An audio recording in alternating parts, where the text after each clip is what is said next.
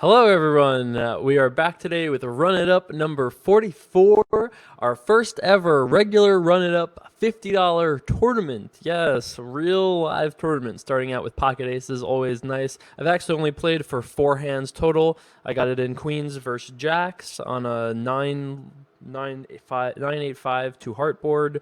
Guy defended the big blind and then decided to check raise, and that did not work out well for him. So I have all these chips from that and then just posted through here. Gonna re-raise here with aces. I think that's pretty reasonable. I could have made it like 550. That probably would have been fine also. Maybe this is slightly too big.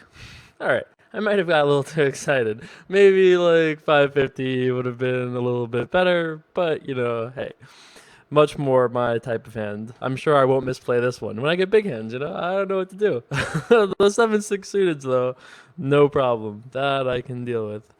So you guys have been asking me to do tournament videos for a while now, and I haven't really wanted to do one because I don't usually end up playing poker around like time tournaments run, like at the 5, 6, 7, 8 o'clock. I'm not usually in like the play poker type of mood, and when I am, like, you don't really want to play for 3 or 4 hours, but today I'm in the mood, so here we are, playing some poker.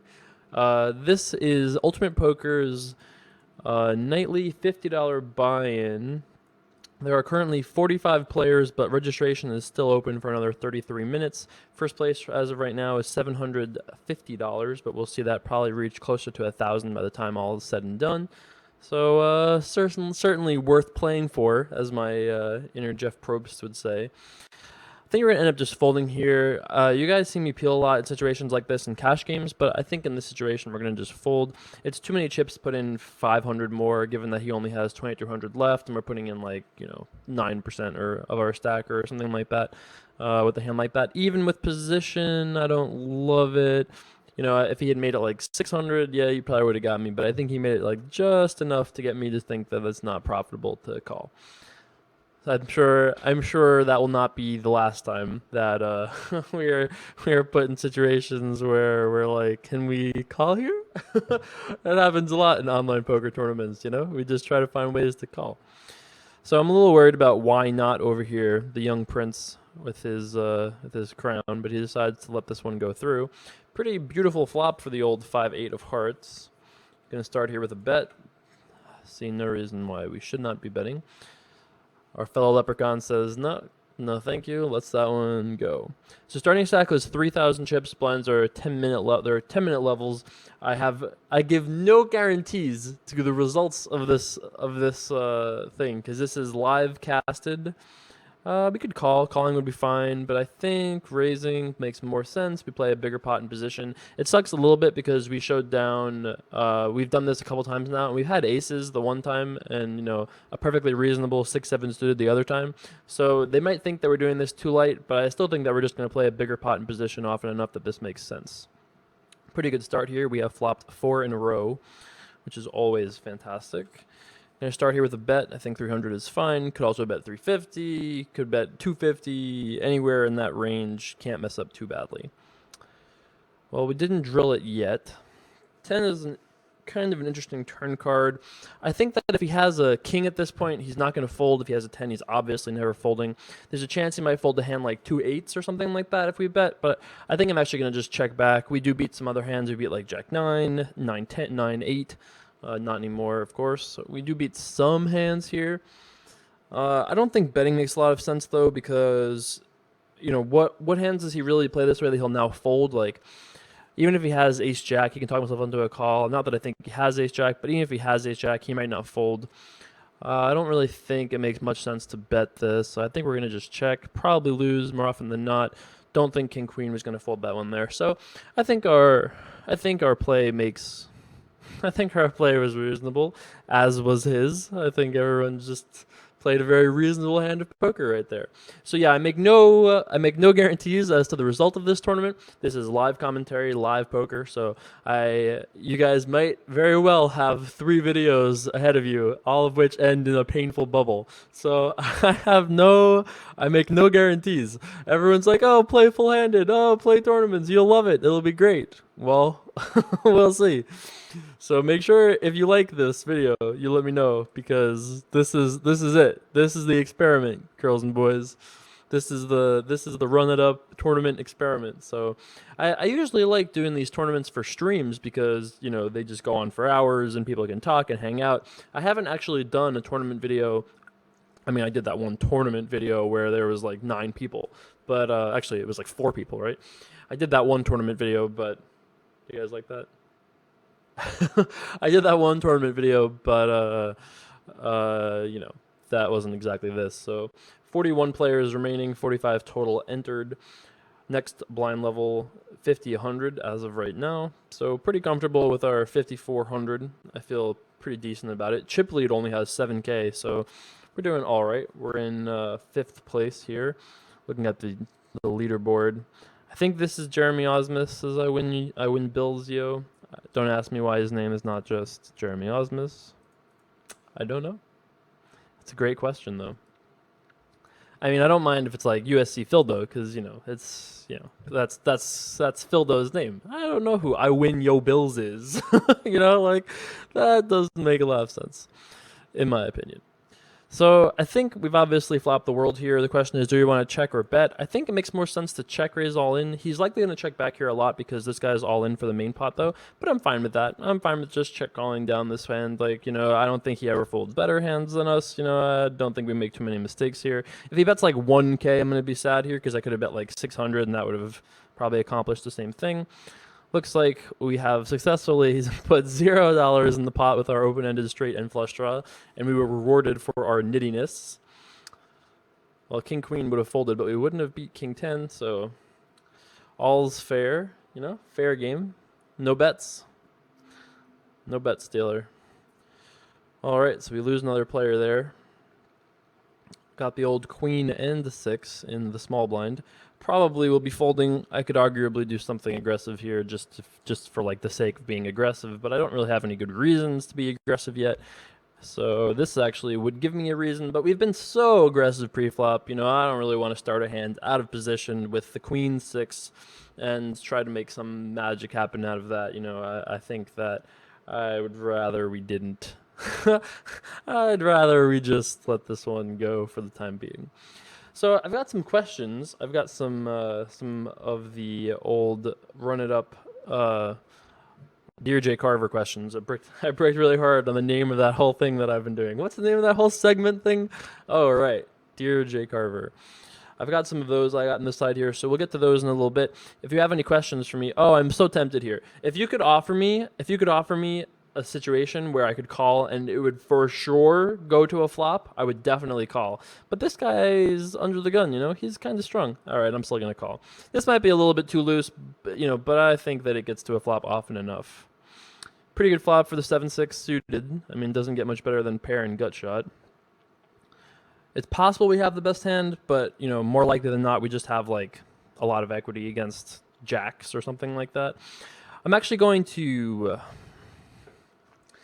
If we shove, does he ever make mistakes? Probably not. I think it makes more sense to call, and then if anything comes that improves us, great. And also there's some chance that like a diamond will come and he'll just check fold with a better hand than ours. You know, there are certainly cards that could come that will cause him to give up. Maybe 9 might do it. It's certainly possible that a 9 will be enough to get him to give up here. If Monty just ships it, we're probably just going to fold. Although I don't know how many 9s this guy has. Min raising under the gun and all that. You wouldn't think there are too many. So we've got ourselves a bit of a decision here. You know, does it make much sense that Monty has a 9 that he would like min raise under the gun? Really, it's the only thing that makes any sense. And this guy was sitting out, this guy was sitting out. So it's possible, obviously he's not even there. It's possible that this guy just has, you know, some sort of like draw, you know, that he just has like ace jack of diamonds and is now just like, I'm all in. It's possible. You know, what is he really representing here? That's the question. You know, I really just don't think this makes a whole lot of sense. Like, what does he have? He says 2 10s and now he decides to shove? That seems a little weird. I think I'm actually going to call. We could be behind, but I feel pretty good about this, to be honest. All right. The king and the 8. Not the best of hands. So we did that a little bit of, he goes, ugh. Oh, I guess he folded the winner. Not that that was incredibly difficult to do. So I just think that it just doesn't make a lot of sense. You know, like what kinds of hands does he play that way where he min raises and then calls? You know, let's say he has a hand like two queens. Does he really min raise and then we're gonna definitely be raising this up here. Does he really min raise pre-flop, have it go re-raise, cold call, and have two queens and go call, especially as quick as he did? I don't think so. I think it makes a lot more sense that he has something that's like weak and happy to see a flop, then which could be definitely a 9, or like, you know, king 7 would also be crushing us there. You know, I think that it's possible. It's possible that he has us beat, but I don't think that it's very likely that he has like, you know, 10s or better. That just, you know, maybe 10s, but you know, I really don't know about all that. Gonna start here with a bet. I think 300 is fine. I could have argued a bet like 200 or check back, you know, because there's a good chance we have this guy drawing dead if he has just like king 10 offsuit, you know. We want to check back and give him a chance to spike at king or a 10. But this guy just won't quit. This guy just will not quit. All right, let's go. I usually would fold this, but you know, we're on a heater, bitch. How do we fold? Can't just fold, you know. If you fold, you're definitely not winning. You know, that's not the right thing. So I don't necessarily prescribe you doing this at home. You know, this is one of those things that, you know, we're on a heater, we're winning. Why not call? How bad could it be? We've got a suited king. You know, let's be honest. How bad could it be? So yeah, that's what we did. Looks like we'll be giving away this $100 chip. That's it. Right back away it goes. I guess this is a lesson for the kids at home, you know? When you want to limp king deuce suited, you remember back to this moment here on ultimatepoker.com, running up number 44, you know, the one where Jay Carver limps with king deuce suited. That will not be the name of this episode. Oh, what a cooler. Oh my god, why couldn't you just limp, you know? You limp, he just tricky calls. We get all the money, you know? Oh, never mind. That would have been sad potatoes there. That's right. All right, our fellow leprechaun bites the dust. See you later, Red Mike. Oh, I'm in table breaks. Where are we going? Table number 1. All right. So looking around here, don't recognize any of these opponents. Not that I was expecting to, but we don't recognize literally anyone, which is a little unexpected. We are still the chip leader in the tournament. Check that out. Actually, by a solid 5,000 chips. Okay, there we go. You know, that's just what's happening right now. We're just doing it. So no guarantees, obviously, yet, but I like our chances. Right now, there are only 6 spots paying, so we still got ourselves a lot of work to do. Certainly would not be a crazy thing to not cash this tournament, but I like our chances versus everybody else. So I guess there's that. I suppose this is a good time as any to pull up the questions. Yep, here we are. All right, let's go over some Dear Jay Carver questions. If you've got yourself a burning question and you just say, hey, you know, only Jay Carver can truly answer my question, write me an email, dearjaycarver@gmail.com, and say, hey, Dear Jay Carver. Points if you write Dear Jay Carver, by the way, because I'm going to read Dear Jay Carver no matter what you write. So points if you just cooperate and write Dear Jay Carver. Write me an email. Well, maybe answer it. You know, maybe. Eventually. Could happen, you know? All right, so question number 1. Not that they're ordered. I'm actually going to skip around a little bit here. Let's see what we have under the gun before I get all embroiled in a question here. Looks like question saved by the bell here. I think we're going to raise it up. I think we can raise it up to any amount. I don't think it really makes a difference. 200, 250, 2.25, 270, 300. Like, all of those seem very fine. This is our first hand at the table. Nobody expects anything out of us, so I thought 250 was like a healthy compromise of all of those numbers. Over to the big blind with his head in the pickle jar. He's thinking about it. You can understand if he's a little slow, given his head in pickle jar status, I guess. King Kush 911. All right, that's a sick name avatar combo. Another good one. All right. We shipped that. And over to the big blind. Oh, the questions is delayed. Ultimate Poker doesn't want me reading questions, you know? They're like, no, you'll have to wait. You'll have to stay tuned for the question and answering. So my plan here is probably going to do something against either of these two shorter stack players. I would have been likely to re-raise. Against this guy, who I don't know at all, he's just the prince with the Burger King hat crown, you know? That's what it looks like to me. I think my plan is actually just probably going to be to call. If King Kush does anything aggressive, we'll probably just be all in.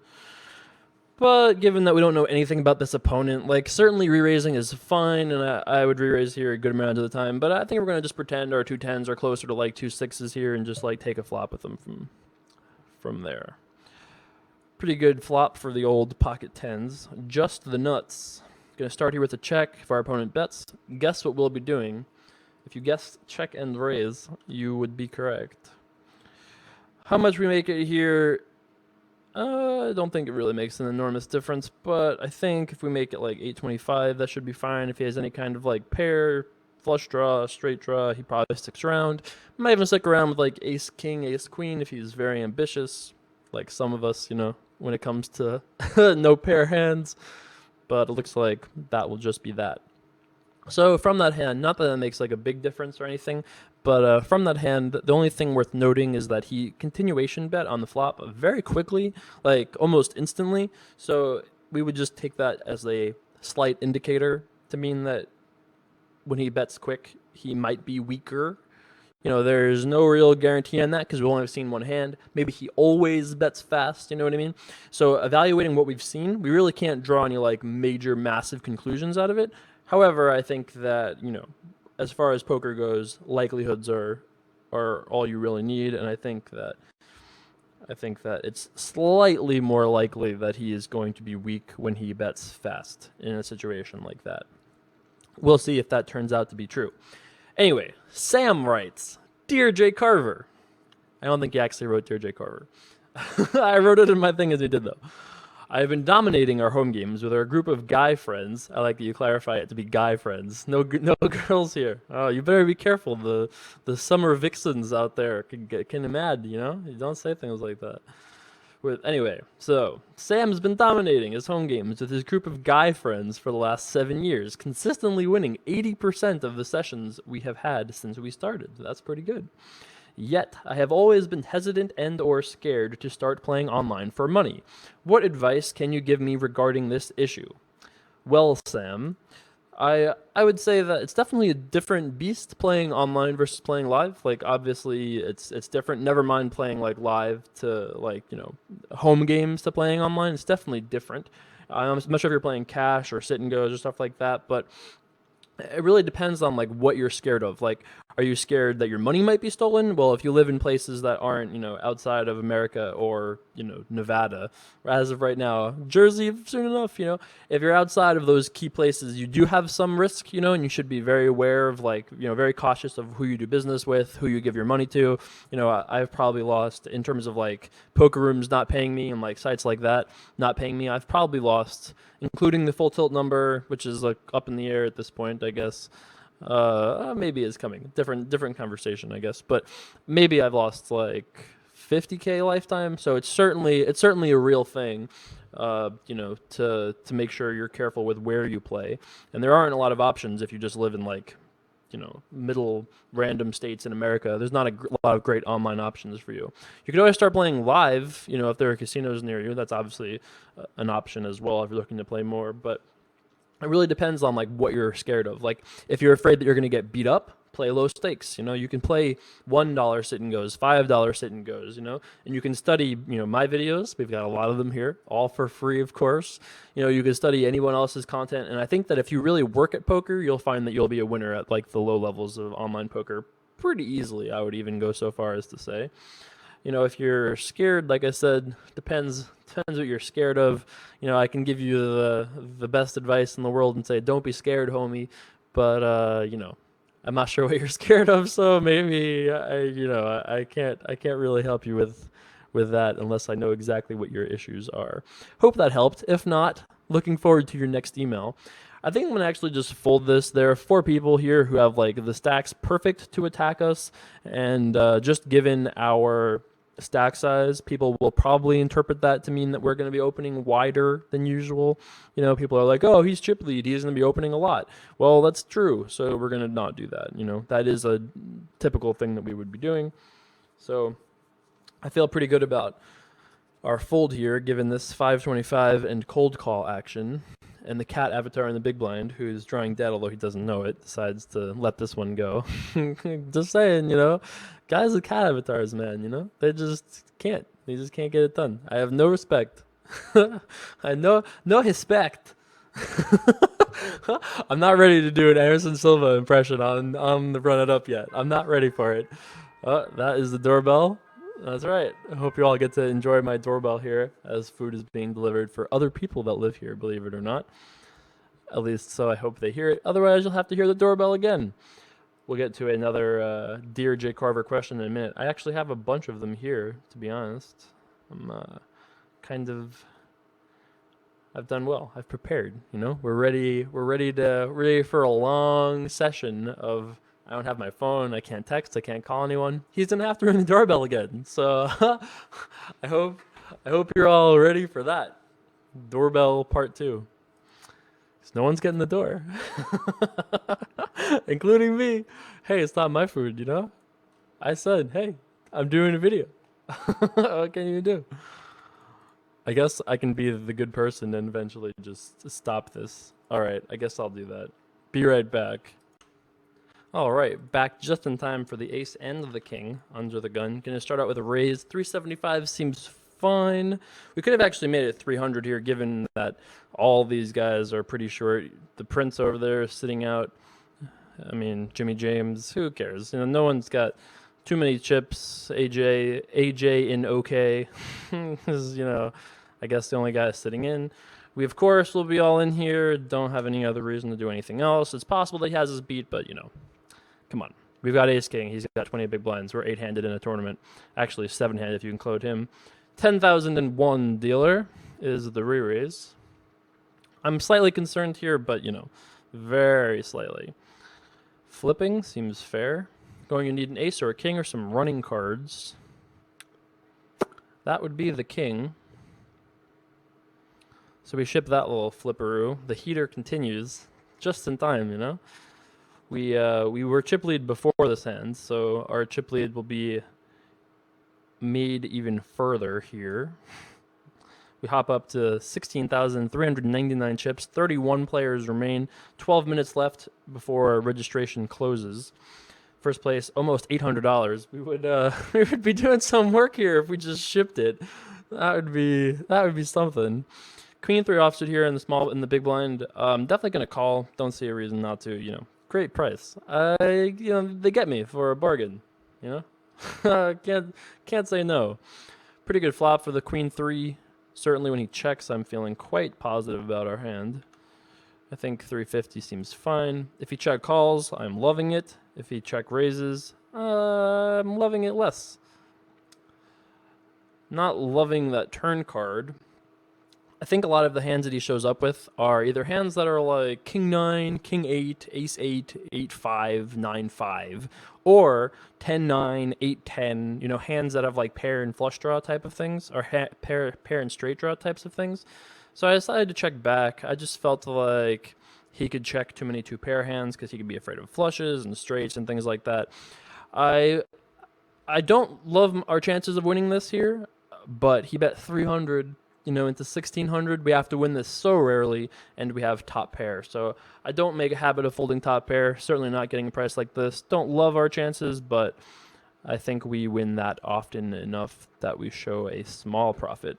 I wouldn't hate it if someone really wanted to fold, but 300 chips. What's 300 to a guy that's got 15,000? Take it, enjoy it, put it in that pickle jar with your head. For all I care.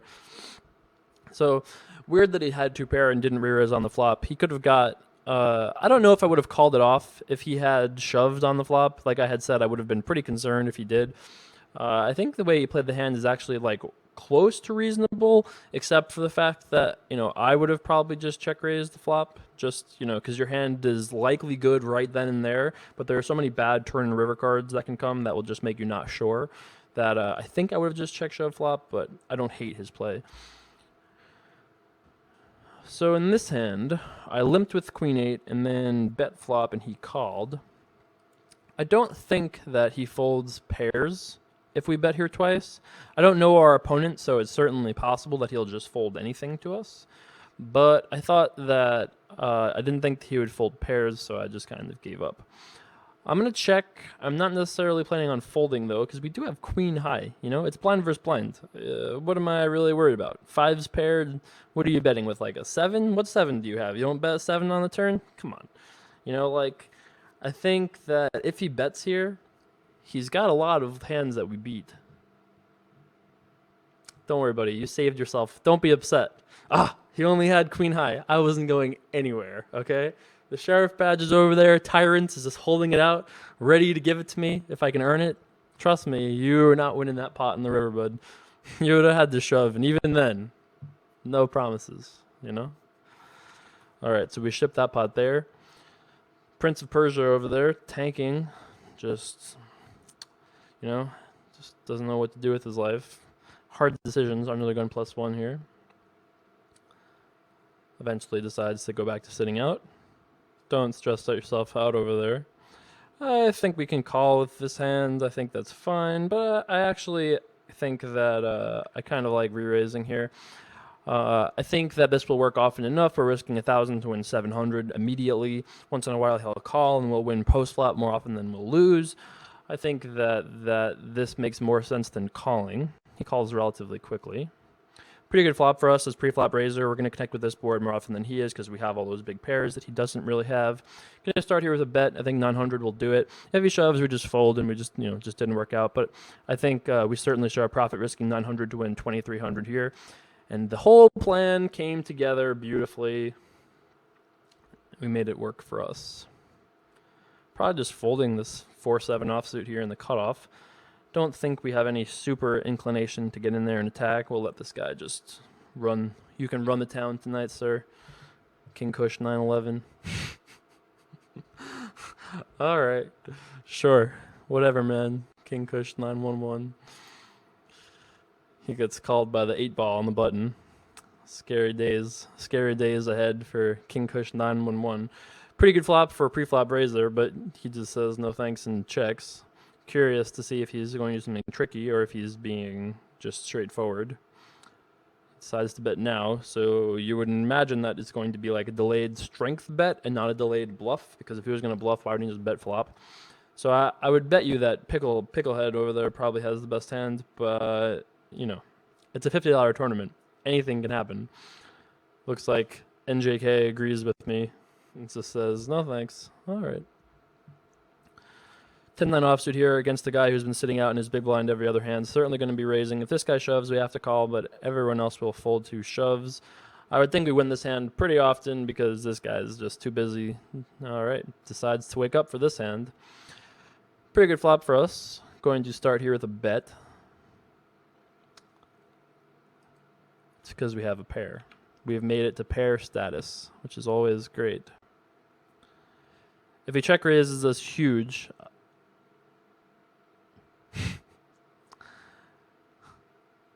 well, so here's how I feel about this. It's possible that he has to go or he's busy. It's also possible that he has a hand like 9-8, just like a worse 9. But I haven't seen him do this yet. We haven't seen him do anything like this. We're just so cruising here that I don't really want to put a third of our stack in with 10-9 offsuit. Now, if this was like a live streamed final table, look at him. Look at him just owning us. If this was like a live stream final table, I would be a lot more hesitant to do that because I wouldn't want people to know that I was going to bet fold a 9 there. But I think just like mathematically speaking, it makes sense for us to like preserve that 4,000, you know, on a spot where if he's playing reasonably, he doesn't usually just have like, you know, ace 3 there. You know what I mean? Like you wouldn't expect him to just check shove with any pair, right? So if we're expecting him to play reasonably, which is not something that we don't know that he's playing reasonably, but we think that we haven't had any reason to assume he's playing unreasonably, correct? So given all of that, I think that we obviously will have to just fold here for the 6K shove. Ooh, what did we run into? All right, this guy did apparently just like have to leave or something like that and decides to give it away to our friend here with the pocket jacks, who's just 100% to win the hand by the turn. Pretty nice little 12, 13K pot to our friend in the pickle head with the pickle head. Okay, there you go. So yeah, I mean, if we had reversed these two hands, where I had just seen him shove 6K over our raise under the gun, and then we saw him check shove when we had top pair, I would have never folded. Like, you know, I would have never went anywhere. But given that we didn't know that when it happened, you know, I think the logic behind our decisions all makes sense. I'm going to start here with a raise. I expect him to call, but I'm fine with it. You know, we're going to just win 600 chips instead of 200 chips more often than not. He just says, take the 200. All right, I will. Thank you. That's very kind of you. 28 players remain, actually. We've somehow burned through quite a lot of people so far. I think that I'm at least somewhat likely. I don't want to break this video too early, just on the off chance that I make it like, you know, I don't know. I haven't decided yet, but there's going to be a break in 2 minutes, and I think I'm going to potentially break the video there. But there'll be a new video coming out every day of this series, so I won't make you guys wait like 5 days. I like alternate days, so we'll be putting out this video will be the only thing coming out from my channel until it's over. I promise that much. That's for sure. I'm raising here with King 6 offsuit. I would fold to Obama phone, who I do actually recognize, but would not have folded to NJK, the new DJK over there. Unfortunate that we could have had an extra 6K chips from Buddha if we had just been like, I have top pair, I call. Which, you know, would have been a reasonable path, but I think I'm actually going to just fold here. I don't know exactly how the table breaking works on Ultimate Poker. This is one of those things where I probably should just find this out, but I don't really know. So typically speaking, if you're at table 1, you're not going to break unless there's a redraw. And I don't know if they do redraws every table break, if they just break a table like a normal, you know, like live poker room would do. So if we are at table 1 for the rest of the tournament, though, I want to kind of make a little bit of a tighter image before the antes kick in, just so people don't like have themselves mentally primed to start attacking us. You know, I'd rather head into antes without people like anticipating what our strategy is going to be next. And obviously, it's not like a particularly deceptive. It's not a particularly difficult strategy to find out. You know, oh my God, Jake Carver wants to win the antes. Like, it's not like it's a fucking Manhattan Project over here. But I think that I think playing slightly tighter now, where being loose wouldn't even be like that much more profitable. I think being tight now makes some amount of sense. Looks like Buddha has decided to stick with this hand here, putting an extra big blind in with his other remaining big blind. Now just ships it. Gonna need himself up, drawing dead. See you later. I even got there. The brutal, he did pair. So we're actually down to 25 players, if not 24 players. I don't know if this has already accounted for him being out. It looks like it did. Oh, did not. 24 players remain from the 46 starting runners. Blinds when we get back will be 100, 200 with a 20 chip ante, which I think is fine, reasonable. Going to be folding here under the gun. So I think our strategy heading into these final 3 tables, since it's you know, that's it, final 3 tables, pressure's on. I think our strategy is going to be, oh, I love it, like the Nicki Minaj type of thing going on there. All right, cool. Cool enough. That is pretty amazing artwork, though. You know, like you got to say that the art on these is really impressive. Some of these is so good. Like that one is great. Obviously, I'm partial towards Conor McGregor. You know, the Obama phone. Like I don't even know what that is, but I love it. I don't know who he's trying to emulate, but you know, hey, we got ourselves some nice artwork at least, if nothing else. I think after this hand, we're going to be on break for 5 minutes, so I'm going to probably... I'm not sure. I might wrap the video. I guess I don't know how long I've been casting for, but probably at least a half hour. So I think I'm actually going to wrap the video right here. If you guys have enjoyed this video, well, good news. There'll be another one coming out tomorrow. If you didn't enjoy the tournament video, hopefully you enjoyed it enough to at least join us again tomorrow and see if we can ship it. It'd be a pretty big run it up number 44, the one that lasted for more than a day. That's pretty cool. It's possible that it's possible that we make this one longer video, but I think we're going to just wrap it here. Anyway, thanks so much for watching, guys. I will see you back for more tomorrow. Hopefully we just run it up and just heater town to the end, right?